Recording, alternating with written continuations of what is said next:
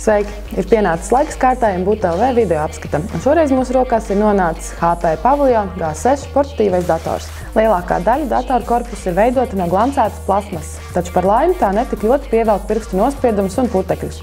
Pelēcīgās krāsas vāka stūrī ir novietots HP logo. Korpusam ir pieskaņots arī glancētais displejs. Standarts 15,6 colus ar ierasto 1366 x 768 pikseļu izšķirtspēju. Displejam ir modernais LED aizmugura apgaismojums. Tādējādi tiek mazāk patērēta elektroenerģija, kas portatīvajam datoram ir īpaši aktuāli darbojoties no akumulatora. Kā arī tiek vienmērīgi izgaismots viss attēls. Runājot par attēlu kvalitāti, kā jau lielākajai daļai citu datoru šajā cenu grupā, tā ir pat ļoti laba. Virs displeja ir novietota tīmekļa kamera, kā arī mikrofons. Starp citu, tīmekļa kamera spēj nodrošināt pārsteidzošu kvalitatīvu attēlu. Reti, kad tādu nāks redzēt iebūvētās kameras izpildījumā.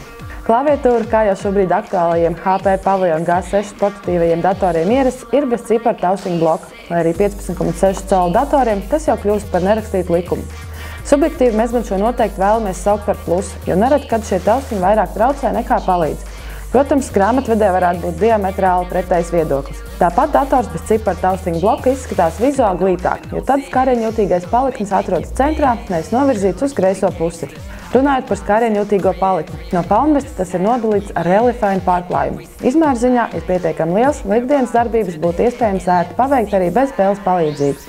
Jāuzteic arī taustiņi, tie ir pat ļoti klusi. Ierīces labajā sānā ir novietots lādētāja un USB pieslēgvietas, kā arī diska cins. Priekšpusē atrodas Altec Lansing skaļruņi, kur priekš portatīvā datora nodrošina lielisku un pat diezgan detalizētu skanējumu. Datora kreisajā sānā atrodas informatīvās diodes, atmiņas karšu lasītājs, 2 USB, HDMI, tīkla kabeļi, kā arī VGA pieslēgvietas. Arī tehniski šis dators nav no tām vājākajām ierīcēm. To darbina 2,4 GHz Intel Core i5 2340M centrālais procesors, kurš darbojas 2,4 GHz takts frekvencē, 4 GB operatīvā atmiņa, kā arī diezgan jaudīgi izdalītā AMD Radeon HD 6470M grafiskā karte, kuras sniegs iespēju uzspēlēt kādu datorspēli vai veikt citus uzdevumus, kuru nepieciešama lielāka grafiskās kartes jauda.